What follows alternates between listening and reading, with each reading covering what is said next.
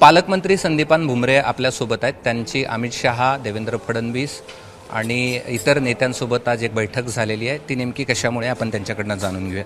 तुमची आज बैठक झाली, काय कारण होतं?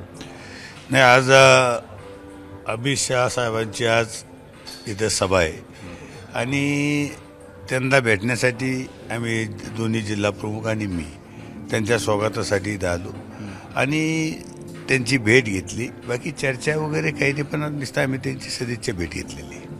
छत्रपती संभाजीनगरच्या जागेवरून ही भेट झाल्याची माहिती आहे। आपल्यासोबत रावसाहेब दानवे देखील होते। नाही, छत्रपती संभाजीनगरच्या जागेविषयी एकनाथ शिंदे साहेब आमचे नेते तेच चर्चा करतील आणि तेच ठरवतील। आम्ही चर्चा करणार नाही त्यांच्यासोबत। वरच्या पातळीवर त्यांची चर्चा होईल आणि काय ठरेल ते निर्णय घेतील। मग काय बैठकीचा विषय नेमका काय नाही, बैठक नव्हती ना, बैठक नव्हती। आम्ही फक्त त्यांना भेटायला आलो, त्यांच्या स्वागतासाठी आम्ही आलेलो आहे। आपल्या छत्रपती संभाजीनगरमध्ये ते आले, त्यांच्या स्वागतासाठी आम्ही जिल्हा प्रमुख आम्ही आलेलो आहे। बैठक 20 ते 25 मिनिटं तुम्ही एका बंद खोलीमध्ये चर्चा करत होता?